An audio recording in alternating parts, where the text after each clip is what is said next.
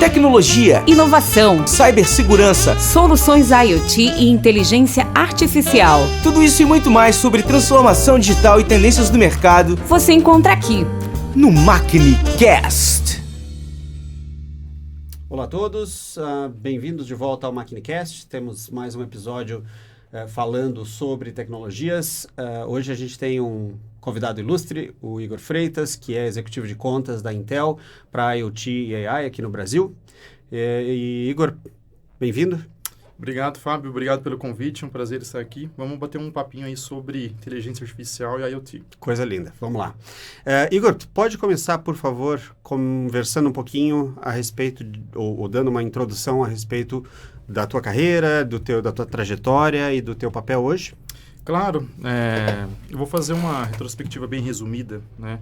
Acho que tudo começou quando eu estava na faculdade, né? Eu fiz informática na Unicamp e ali tive a oportunidade de fazer iniciação científica. Então, eu gostava muito de inteligência artificial, né? Queria fazer um robô que andasse ali pela universidade e tal, mas era só aquele plano bem distante ainda, porque um aluno, né, eu não tinha ainda tanto conhecimento, né? Só que o interessante é que para chegar nessa iniciação científica, né, que eu fiz, tinha que usar muito poder computacional. Então, foi me levando a mais otimizar o código do que trabalhar com inteligência artificial em si. Então, em seguida, eu fiz um mestrado, né, na engenharia elétrica, também na Unicamp, e foi focado em HPC, né, em High Performance Computing. Então, daí eu já vou fazer o link, né, eu passei por algumas empresas, né, como IBM, né, sendo desenvolvedor, fui 7 anos, né, desenvolvedor de software, geralmente em C++, passei também pela Embraer, que comprou, né, a Orbisat, que era uma empresa em Campinas, então era desenvolvedor C++, e lá também atuava também nessa questão de otimizar código. E até por essa experiência inicial de otimizar código, né, para deixar ele mais rápido, né, o processamento, foi o que me levou à Intel. Então, depois de passar por algumas empresas, estou resumindo, na Intel surgiu uma vaga de engenheiro de HPC, né, High Performance Computing, e aí onde eu entrei e comecei minha carreira dentro da Intel. Então, nos últimos 9 anos, eu tive várias funções, então de engenharia, depois de programas até acadêmicos, programas para suportar várias empresas aqui brasileiras a melhorar o código. Uhum. E hoje estou nessa função de vendas, né, que é executivo de contas, né, em projetos, né, em varejo e também da indústria. E esses projetos eles usam muito a internet das coisas e inteligência artificial. Então, eu meio que tive uma volta agora para a inteligência artificial, que foi algo que eu comecei lá na iniciação científica, mas não desbravei, né? Mas agora na Intel já faz um tempo que, né, a inteligência artificial começou a se mesclar com HPC, né, computação de alto desempenho. Então aqui estou e nós estamos aqui falando de inteligência artificial. Esse muito foi legal. Um resumo aí da muito minha bom, trajetória. não, muito legal, muito legal. É interessante que tu comentou, né? Eu acho que estão muito intimamente ligadas, né, os conceitos de inteligência artificial e a capacidade de processamento, né? Porque a inteligência artificial como teoria é algo que já existe há décadas, né? Muito tempo, mas que só recentemente está sendo colocado realmente em prática na vida diária das pessoas. E a razão para isso é que agora finalmente a gente tem, tecnologicamente falando, a viabilidade de aplicação, de implementação desses tipos de algoritmos em tempo real ou em grande volume. E como que... Então, eu acho que isso entra também no conceito de HPC, né? Então, a computação de alta performance, ela está intimamente ligada com a viabilidade da implementação da inteligência artificial, certo? Exatamente. Eu lembro que, se não errar as datas aqui, coisa de 2005, né? Eu estava na graduação, em 2007 que eu iniciei o mestrado, eu lembro que tinha algumas matérias, né, do mestrado, aliás, fiz também 2 anos de doutorado, né, como aluno regular, mas não concluí.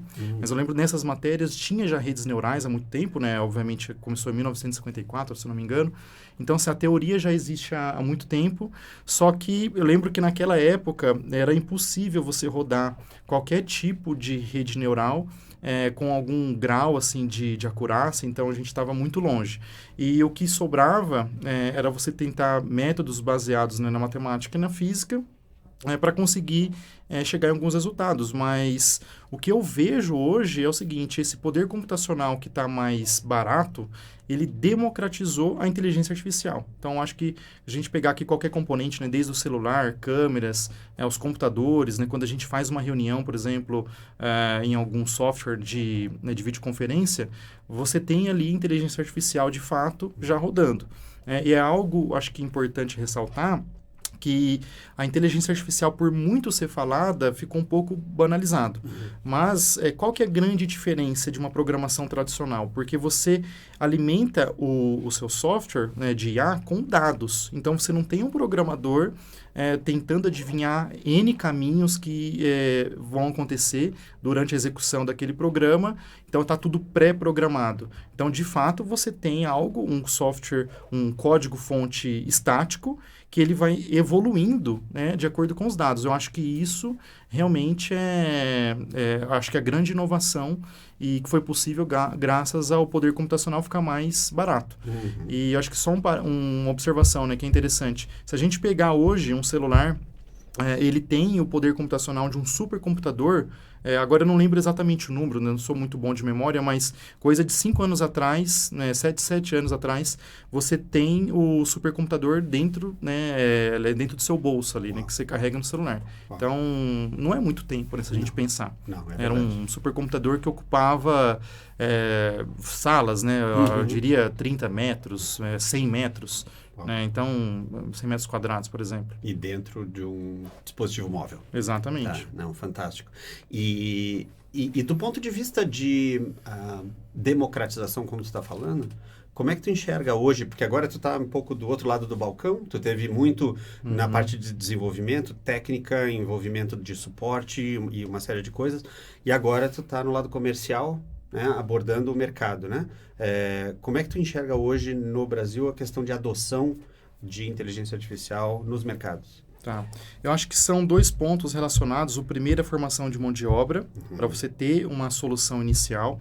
E eu acho que mudou muito com a questão da internet. A gente vê, né, plataformas de vídeo, né, YouTube, outros cursos, Coursera, onde o acesso à informação foi democratizado também. Então, isso impactou, né, qualquer área, né, qualquer indústria.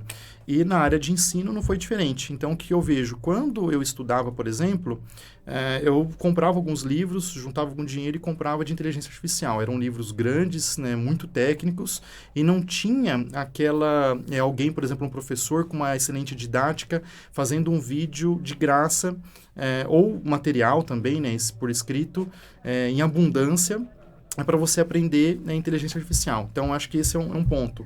A segunda coisa é que hoje você tem ferramentas, né, tanto pagas, gratuitas, open source ou não, que te ajudam o desenvolvedor, o estudante ali de programação, a entender inteligência artificial. Então, acho que todo esse acesso à informação facilitou muito, né? É muito mais fácil hoje aliás, eu digo aluno, mas qualquer pessoa, né? Qualquer pessoa que queira se aprofundar, começar a desenvolver inteligência artificial. Alguns teóricos dizem, até pessoas, né, que trabalham também na indústria, dizem que em 1 ano, se você estudar ali desenvolver bastante ali todos os dias, você já consegue, né, entregar algo, né, de qualidade. Lógico que isso depende de pessoa para pessoa, mas é algo possível. Então, acho que esse primeiro ponto, né, acesso à informação, e a formação de mão de obra. Essa formação de mão de obra, ela se junta no ecossistema de empresas que querem criar soluções para o cliente final. Então, eu vejo o cliente final como esperando soluções vindo. Eu vejo mais o cliente final como não ele demandando algo, porque ele demanda geralmente algo óbvio e genérico. Ele quer aumentar as vendas, né, ele quer reduzir custo. Então, ele sempre tem problemas para resolver na empresa, né, na instituição. Só que ele não sabe qual ferramenta usar. E também não deve saber, né? Ele tem o core business dele. Então, eu vejo que esse ecossistema de empresas, que hoje você tem profissionais, né, desde dos iniciantes, né, até seniors, já calejados ali em inteligência artificial, criando soluções competitivas, né, de custo acessível. Você tem todo esse ecossistema fornecendo, aliás, tem vários parceiros da Intel, inclusive, né, vocês, fornecendo isso daí para o cliente final, onde aí o cliente final fala, poxa, você vai então resolver esse problema através dessa tecnologia, seja inteligência artificial ou não. mas a gente sabe que tem ali componentes de IA. Então, eu acho que primeiro esse surgimento aí das empresas fornecendo soluções e aí sim o cliente final testando. Aí você perguntou do Brasil, né? A questão da adoção aqui em termos de... Porque, assim, como que eu enxergo, né? A gente que vem de um mercado mais técnico, né? Dentro do nosso universo técnico, os conceitos novos são facilmente, vamos dizer assim, disseminados. Mas o que a gente tem percebido, eu não sei se tu concorda comigo, mas a gente tem percebido, olhando para o mercado como um todo, é que agora esses conceitos como computação de alta performance, ou IoT, ou inteligência artificial, eles não estão mais confinados a esse universo técnico. A gente enxerga que desde um escritório de advocacia a uma fazenda podem podem ter valor agregado através da adoção dessas tecnologias. Só que esse pessoal não tem necessariamente, nesses mercados, não tem necessariamente a facilidade de adoção dessas tecnologias, né? E aí o que eu queria ver contigo é justamente isso, em relação ao mercado que tu enxerga hoje, né? As contas que tu cobre, ou os diferentes mercados que tu enxerga, como que está hoje a abertura, né, desse pessoal? Porque isso é uma decisão normalmente mais estratégica da própria empresa, né? De adotar uma determinada tecnologia para mudar o seu processo, mudar a sua maneira de fazer as coisas, né? E basicamente é isso, quanto as empresas ou as gestões das empresas estão realmente abraçando isso, estão interessadas em usar esse tipo de tecnologia para se melhorar. Tá. E até conectando com a pergunta anterior, né? Você perguntou que eu estou do outro lado do balcão, né? Acho que eu até responder essa aí para não ficar, né, para trás. Quando eu estava principalmente na academia, né, ali fazendo pesquisa, ou mesmo desenvolvendo, né, em outras empresas, né, desenvolvendo software, a gente tem um viés técnico de que tudo é possível. Eu falei assim, poxa, mas é só colocar ali uma câmera, colocar esse algoritmo, instalar, né, e isso é muito... tem um custo-benefício muito alto. Então, é tudo conversa técnica, que é tudo possível. Realmente, você tem tecnologias hoje, né, isso está muito mais difundido, que eu falei antes. Só que acontece, quando você vai para o outro lado do balcão, tudo bem que a Intel ela tem uma plataforma computacional, ela não tem a solução final. Mas quando eu converso muito com o cliente final, qual que é o problema? Não é só uma questão técnica. Então, tem uma questão da cultura. E você bem disse, né? Geralmente é uma decisão estratégica. Aliás, tem os dois casos, né? Onde a empresa ela faz uma decisão top-down, né? O CEO, né? O CIO, ele decide implementar aquela tecnologia, ou você tem departamentos que têm alguma autonomia, isso é muito comum, eles vão contratando e implementando. E quando isso faz sucesso, aí a companhia inteira adota essas soluções. Eu dividiria, né, então, que tem clientes que são early adopters, né? Eles são muito favoráveis à inovação, eles querem ter um diferencial ou precisam de um diferencial, então eles são os primeiros a adotar, eles sabem do risco, e eu digo que hoje no Brasil você tem muito cliente já utilizando inteligência artificial de forma consciente, tá? Que são os early adopters, né? Mas muito não é que é a maioria. Se a gente comparar, né, estou relativizando com 10 anos atrás, ou mesmo 5 anos atrás, onde já tinha soluções ali de IA. Então, assim, já está muito mais difundido, né? Você mesmo disse, né, no agro, a gente tem aqui, né, já conversando com clientes, eles têm soluções que eles usam para detectar, por exemplo, a qualidade da lavoura, fazer contagem de gado, então que ajudam ali a administrar uma fazenda, né, agropecuária, né, que usa inteligência artificial. Então, assim, não é uma coisa já muito, como fala, difícil de você ver, né, sendo implementado. Tem também os clientes que usam de forma não consciente. Então, o que eu comentei, ele usa desde a videoconferência, onde tem redução de ruído, redução de fundo, né, melhoria, né, da ligação.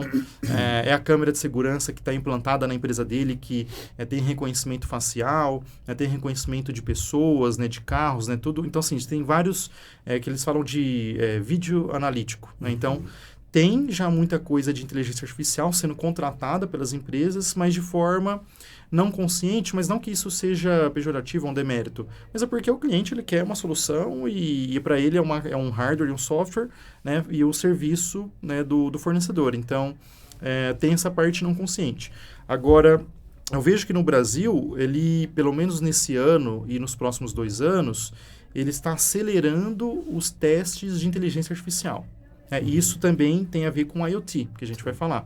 Mas eu acho que está ficando muito mais popular, os clientes estão já querendo, e por que também? A questão do custo.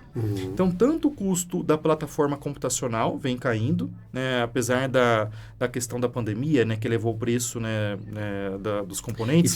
Isso eu ia te perguntar agora, desculpa te interromper, mas a pandemia tem um impacto nesse processo também, não tem? Tem, assim, é a opinião, né? Que daí tem os dois lados, né? Eu vejo que é um impacto duplo, né? Um positivo, porque ele acelerou a transformação digital, de forma resumida, né? E só que o negativo é que ficou muito caro. Tá. Também os componentes, né, eles encareceram desde um carro, componentes eletrônicos, né? A questão das commodities como um todo. Então, eu acho que ele teve esses dois impactos ao mesmo tempo, mas acho que no resultado final aumentou a tecnologia, com certeza. Eu vejo um exemplo isso aqui é mais uma visão pessoal, tá? Não é uma visão da Intel. Minha visão, assim, que, por exemplo, eu vejo a área de saúde, que sempre foi, né, uma área mais tradicional, mais difícil de você implementar, até por razões ali que existem, né, nos hospitais, né? Não é uma coisa também tão fácil, porque tudo tem um impacto na vida do paciente. Então, você imagina se um produto para o cliente é super importante, né? Então, algo que vai impactar o paciente, todo mundo é conservador, natural dessa indústria. Mas eu vejo que houve uma adoção de tecnologia muito grande, desde da telemedicina, né? Eu ia falar teleconferência, mas bom, também, né, existe também a teleconferência. Acelerado pela pandemia, né? A telemedicina, tem também, aí estão coisas pontuais que eu falei, dos early adopters, né? Tem hospitais que eles, ao redor do mundo, que eles têm alguns cases, né, que a Intel trabalhou em conjunto, por isso que eu estou comentando. Mas eu não sei pontuar, assim, o que aconteceu exatamente no Brasil, né? Quantos hospitais fizeram isso. Mas, por exemplo, onde não tinha médico, radiologista para fazer análise, principalmente não só Covid, mas, né, de qualquer tipo de doença, você tinha um software que fazia essa pré-análise e aí um médico conseguia produzir muito mais, né? Ele conseguia fazer muito mais análises do que ele fizesse tudo sozinho. Então, você tem ferramentas de IA ajudando na área da saúde que antes da pandemia, ia ser muito difícil isso avançar. Né? Aliás, ia avançar, mas ia demorar 10 anos, por exemplo. E aqui na pandemia, em 2 anos, né, isso foi adotado. Acho que a questão da legislação também, não sou especialista, mas teve também uma aprovação, né, de uma legislação para a área da saúde, para poder adotar a telemedicina, que foi um dos usos, mas eu acho que só acrescentou. Porque você dá ferramentas, né, para a equipe multidisciplinar. A gente fala médico, mas são toda a equipe, né? Enfermagem, assistente social, para que eles usem essa tecnologia e atendam mais pessoas, por exemplo. Legal. E a Intel, como empresa, né, claro, ela é um líder absoluto no seu mercado mundialmente falando, um dos maiores players de tecnologia do planeta, né? Mas tem um foco muito grande nessa parte como tu falou, da plataforma de processamento, né? Então, pelo tempo que tu tá na Intel, tu consegue enxergar a mudança de mindset ou de estratégia em relação ao envolvimento na questão das soluções, mais do que na questão do produto? Como que tu vê hoje, vamos dizer assim, o papel da Intel no mercado de tecnologia como um todo? Tá. No meu entendimento, até antes de eu entrar na Intel, mas depois, né, eu percebi isso com mais clareza, né? Tô vendo ali as iniciativas, executando as iniciativas, ela contribui para a questão de democratizar qualquer tecnologia. Então, se a gente pegar, por exemplo, os servidores, né, quando eles foram viraram uma commodity, entre aspas, você tinha mainframes, depois você tem os servidores com Linux. Então, que nem a Intel, ela tem, eu já perdi a conta, antes eu falava 15 mil engenheiros, mas é mais.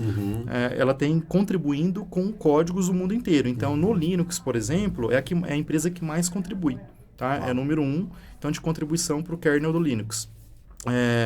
E isso, ela não faz só na camada baixa, né, que a gente comenta, né, que são os drivers, né, são os firmwares, o sistema operacional. Ela faz isso também no cliente final, que foi a minha primeira função na Intel. Então, eu entrei na Intel para apoiar o cliente final a otimizar o código. Então, assim, o que isso significa, né? Tanto deixar ele mais rápido quanto mais compatível. Então, a Intel faz isso mundialmente para que quando você rode alguma coisa, seja num desktop, né, com um processador Intel, num notebook ou num servidor, você tem o mesmo código rodando e de forma compatível. Porque até é interessante quando eu começo a conversar de computação com quem não é da área, nada é pronto na computação, né? Na verdade, você tem uma herança. Ainda bem, né? Graças a Deus, porque você tem bibliotecas, por exemplo, que pintam os pixels na tela. Então, se você fosse começar tudo do zero, você ia ter que fazer um programinha que pega um input do usuário e ativa os pixels na tela para que a imagem aparecesse. Então, assim, quando o programador começa a programar, ele não vai... salvo as exceções, né? Os programadores mais lights, eles começam ali com uma linguagem mais de alto nível. Alto nível significa, para quem está nos ouvindo, né, que é mais acessível ao ser humano. Então, ou seja, toda essa herança de programação feito pelas empresas, né, aí que eu falo do papel da Intel, ela contribui muito. Então, ela contribui desde o cliente final até aquele driver que vai tá fazendo interface ali com o sistema operacional, Linux ou Windows, com a impressora. Quando você abre o Chrome, por exemplo, o navegador, né, ou o Microsoft Edge, você tem ali a renderização na tela. Aquilo ali tem programação Intel para que rode bem tanto na CPU da Intel quanto na GPU. Então, você tem exemplos que eu falei, desde o notebook até num supercomputador, aí que eu posso falar aqui que é público, por exemplo, a Petrobras. A gente já fez parcerias, né, diversas parcerias, né, tem algumas públicas, onde a gente aumentou performance em 4, 5 vezes. Né? O que isso significa? Se eles têm um computador, um supercomputador, a gente deixou ele 5 vezes mais rápido. Então, é uma economia... se a gente pegar um custo de milhões de reais, né, de um supercomputador, a gente deixou ele muito mais rápido. Então... E isso de uma forma transparente para o desenvolvedor. Então, ele não tem que ser um ninja, né, em programação de alta performance, porque uma Intel tem o seu DNA nessa área para chegar nessa otimização. Então, assim, aí eu poderia dar vários exemplos, né, em IoT, na internet das coisas, isso é muito utilizado. A Intel tem também plataformas, né, tem... padrões de indústria abertos para programação, né? Um exemplo aqui é o Intel OpenVINO. Ele praticamente, o que eu digo, ele faz assim, um milagre técnico, que é com uma computação heterogênea. Mas a gente pode aprofundar depois, se for o caso. Que ele... mas por que eu estou falando isso? Né? Tem a ver com a democratização, que você comentou do papel da Intel. Então, a Intel, ela pega todo o know-how dela de performance, ela coloca nesse software, e os desenvolvedores usam esse software para rodar algo muito mais rápido. Então, você pode, por exemplo, comprar um computador muito mais barato para rodar uma solução de inteligência artificial. Então, ou seja, você vai diminuindo o custo. Custo mais baixo, mais empresas podem comprar, mais clientes vão comprar. E você alimenta, né, o ecossistema. Então, eu vejo, na minha visão, né, que eu também tenho um viés, que eu sou muito do lado de software da Intel. Mesmo agora no grupo de vendas, eu vejo muito mais, até o meu papel de auxiliar o cliente, para mim a empresa é muito mais uma empresa de software do que de hardware. Mas, obviamente, se a gente pegar ali, né, os números, né, não sei de cabeça, né, é uma empresa de hardware. Mas eu ainda acho que é uma empresa de software. Não, legal. Até porque um não roda sem o outro, né? Os dois são importantes. Né? Exatamente. Não, muito legal, muito legal. E nesse papel de democratização, principalmente quando a gente fala de setores da economia que a gente enxerga que precisam de tecnologia, mas não necessariamente entendem da tecnologia para aplicar, é muito importante que se consiga facilitar esse acesso, né? De fazer essa ponte entre o que existe disponível de tecnologia com o que a aplicação realmente requer, né?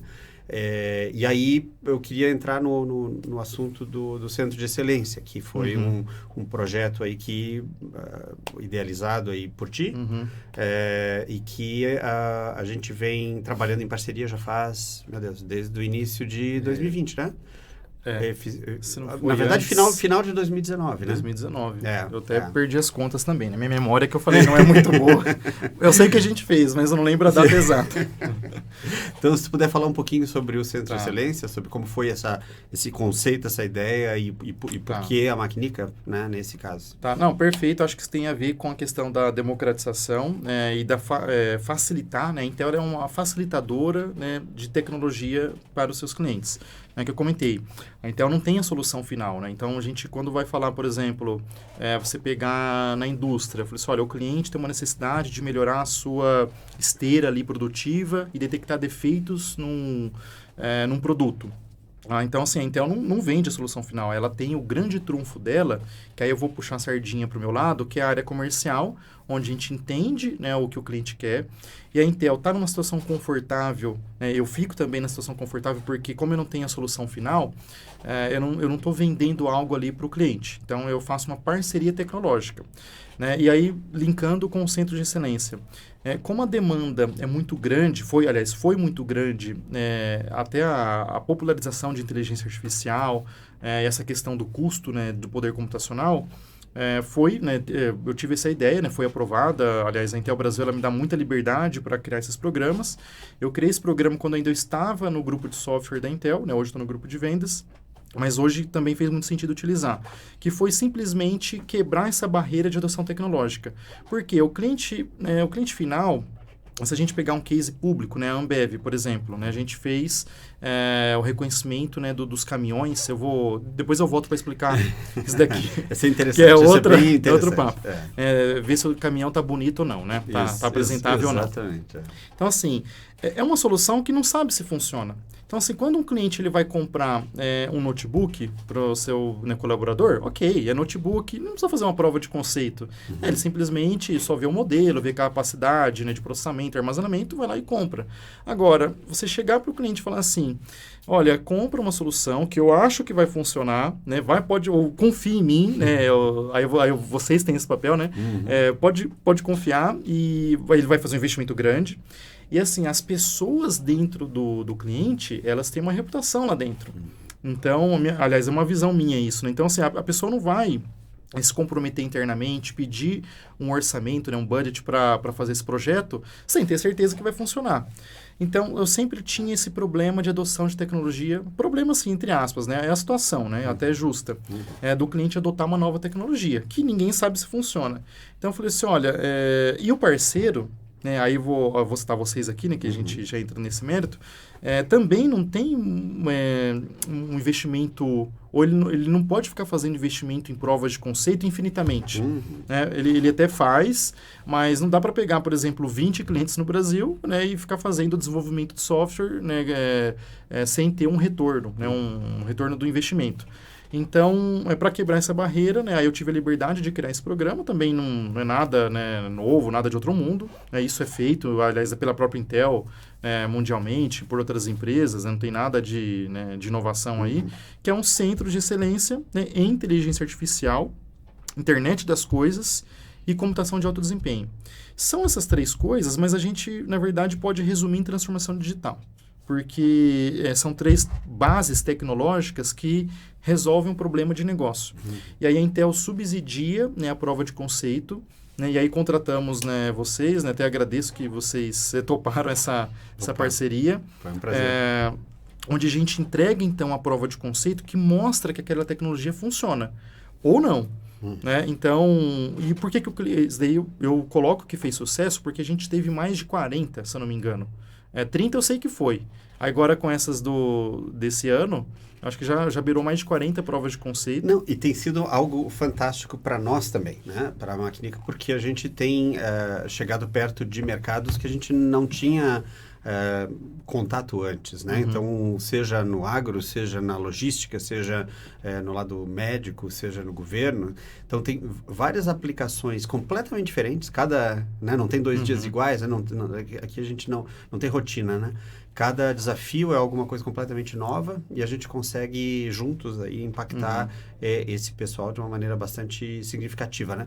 Não sei se dá para a gente comentar sobre alguns casos específicos. Talvez não precisa falar em nomes, mas a gente pode falar sobre o tipo de problema que a gente já resolveu junto, né? Dá sim. Eu ia até comentar, né? Eu dei uma prévia ali da Ambev, que é um caso público, já publicado na imprensa, que é aliás, aí você pode ter comentado da Energy, né? Da solução que vocês têm.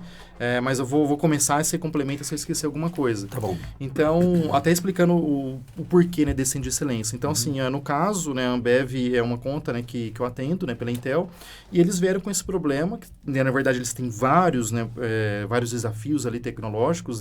É uma empresa que investe muito em tecnologia e eles apresentaram, né, e também abriram as portas para a Intel para ajudá-los a resolver um problema que era muito custoso em termos de análise. Então, vai de forma resumida. Eles têm os caminhões que ele tem um padrão visual, né, aceitável ali da Ambev. Então, o que acontecia? O motorista do caminhão mandava uma foto, né, para a Ambev, e a Ambev analisava essa foto para ver se ele estava, né, de acordo com os padrões. Que era, entre aspas, eu falo que estava bonito ou estava feio, sim, né? Sim. Então, se não estava fora do padrão, aí o caminhão ele tem que ser, né, sofrido ali uma manutenção, às vezes a lona está rasgada, alguma coisa assim. E a gente não está falando de, desculpa te interromper, mas a gente não está falando nem de 10, nem de 100 caminhões, a gente está falando de milhares de caminhões.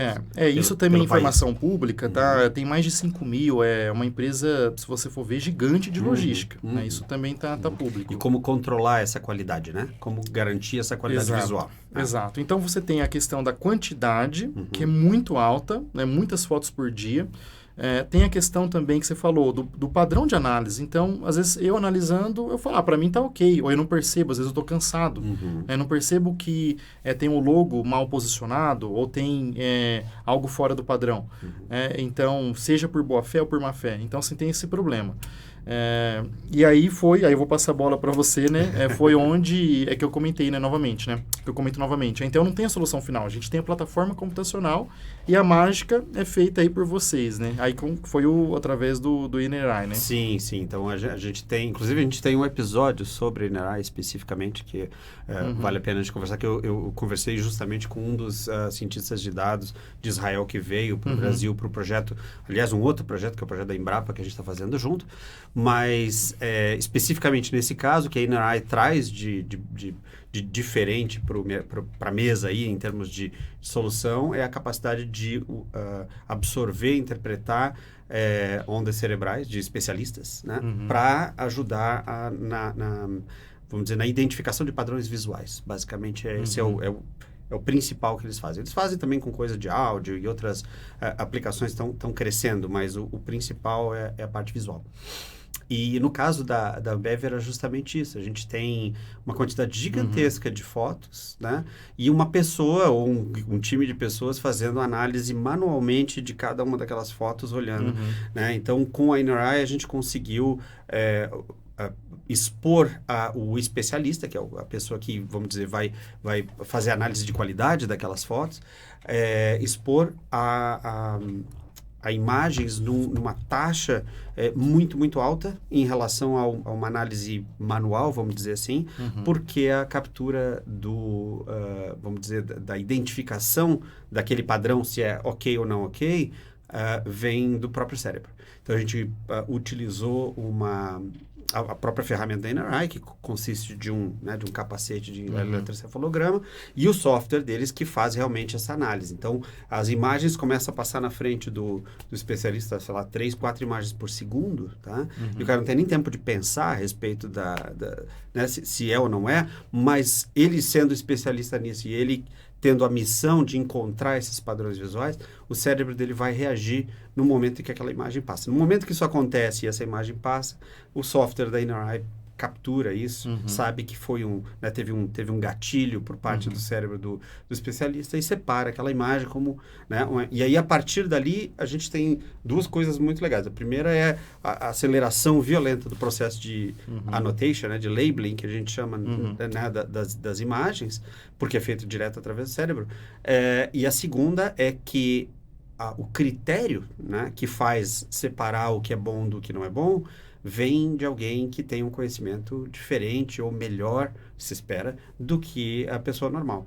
Né? Então, o que isso significa? Significa que se a gente usar esse dataset, né, essas imagens que foram anotadas para treinar um algoritmo, esse algoritmo ele tende, né, no tempo, a ficar cada vez mais parecido com o mesmo critério do cérebro do especialista ou do conjunto de especialistas, se usar mais de um. né, que é o que a gente está fazendo com a Embrapa, por exemplo.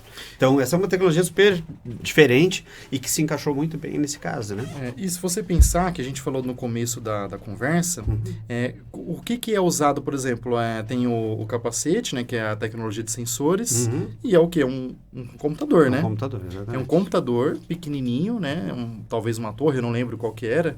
Se era um notebook também. O notebook faz. Então, o notebook faz. Então, se a gente pensar que num notebook você consegue fazer o processamento de sinais, porque eu imagino que a solução deles tem primeiro pegar todo esse sinal que o cérebro envia, né? Então, faz uma classificação, tira ruído. Exato. Então, ou seja, eu lembro que quando eu trabalhei na Orbisat, o processamento de sinais de radares era algo extremamente pesado computacionalmente. Então, usavam FPGAs, era um hardware específico. Então, ou seja, a gente está hoje com um notebook, né, baixíssimo custo, fazendo a captação, processamento de sinais e depois faz a anotação das imagens, né, e aí sim a inteligência artificial para reconhecer depois o caminhão automaticamente, né? Se ele está dentro dos padrões ou não. Legal. Então, essa democratização aí foi interessante, né? Lógico, né? Tem a questão que vocês fizeram, mas... Então, assim, eu vejo que a computação é uma herança, né? Que eu falei, herança de software e hardware, que se não fosse isso, eu já acho que a humanidade não ia caminhar, né? Porque se fosse algo só... que as indústrias competissem entre si, a gente não ia ter isso, né? Os padrões abertos, né? Eu acho que é outra coisa também que contribuiu bastante. Continua, né? Contribuindo, continua. né? Não, muito legal.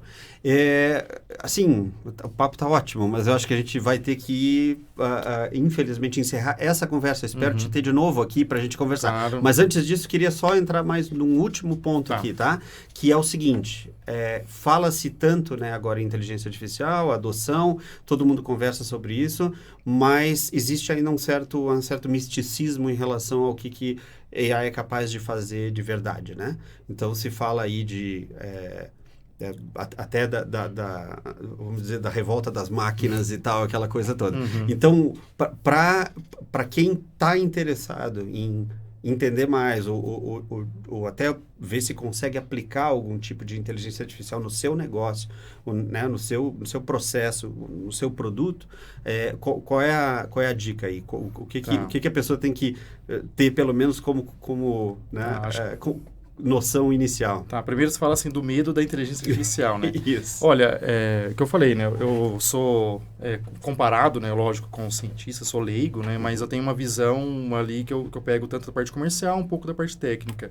Se você vai conversar com um neurocientista que estuda, né, o cérebro, né, e você pega também os pesquisadores que têm a parte de computação também como estudo, né? Computação e neurociência, eles vão falar que, sim, está anos-luz de chegar em algo assim. Então, assim, hoje, na minha visão, eu tenho muito mais medo de um bug de programação, né, do que uma inteligência artificial que tenha uma consciência. Então, se a gente pegar um pernilongo, né, que eu falo, um pernilongo, ele tem uma inteligência mais gigantesca, perto de um supercomputador que o ser humano fez. E olha o tanto que ele consome energia, o tamanhozinho dele. Então, eu falo que eu falei, né? Vendo alguns artigos científicos que eu já li, que eu conheço de inteligência artificial, a gente está muito longe dessa IA, né, malvada. Tá? Então, aí a minha dica é o quê? É pegar um parceiro que tenha qualidade. Então, se a gente pegar qualquer produto, né, um carro, se ele não tiver um processo de qualidade muito forte, a questão da segurança é um problema. Então, acho que a inteligência artificial ou qualquer programa, né, de computador, qualquer solução, eu tenho a acreditar assim, que mais vale a confiança e a qualidade da entrega da solução do que realmente o medo, né, dessa tecnologia. Tá? Então, o que eu falei, tem muita discussão também polêmica sobre o viés, os algoritmos. Aí, novamente, não é que o algoritmo criou vida e começou a tomar decisão, julgar nas pessoas, né? Na verdade, são erros de programação que são inseridos ali. Então, novamente, eu acho que vai mais da empresa que desenvolve a solução, dela realmente seguir processos de qualidade rigorosos. Perfeito. Então, E até porque também tem o lado vamos dizer, da prateleira, né? Na solução de AI, para aplicações específicas, normalmente você não tem um produto de prateleira. Então, parte do desenvolvimento é necessário, né? Então, a parceria é fundamental nesse sentido, né? Só um último exemplo para fechar esse assunto que eu gosto bastante. Então, hoje é muito comum você viralizar vídeos de sistemas de CFTV, né, de circuito fechado de televisão, onde a pessoa que está trabalhando ali, ela filma o que aconteceu. Por exemplo, uma briga num condomínio de prédio. Então, ela filmou ali os moradores e compartilhou esse vídeo. Então, assim, é uma pessoa que está monitorando o sistema. Quando a gente fala que vai colocar uma inteligência artificial monitorando, fazendo reconhecimento facial, vários, né, tipos de identificação, por exemplo, de vandalismo, alguma coisa, surge essa dúvida que é legítima. Né? Eu falei, olha, mas será que esse algoritmo não vai ter algum viés, alguma coisa preconceituosa? Pode acontecer se não tiver um padrão, o que eu falei, né, um software homologado, né, com qualidade. Mas, se você pensar em probabilidade, a chance de vazar um vídeo, porque um colaborador fez isso, né, intencionalmente, e uma câmera inteligente fazer isso, né, então a gente evita, eu acho que evita muito mais problema do que cria problema. Então, bug vai existir, né, sempre existe, mas eu acho que o benefício que a inteligência artificial traz em qualquer tipo de negócio, ela bem aplicada, como qualquer coisa na vida, né, qualquer tipo de produto, ela bem aplicada, ela tem sim a agregar bastante. Fantástico. Bom, Igor, então é isso. muito obrigado. Tá? Imagina, obrigado. Parabéns pela iniciativa. Obrigado. Gente, obrigado por assistirem e a gente se encontra no próximo episódio, então, do MaquineCast. Tecnologia, Inovação, cibersegurança, soluções IoT e inteligência artificial. tudo isso e muito mais sobre transformação digital e tendências do mercado Você encontra aqui. no MaquineCast.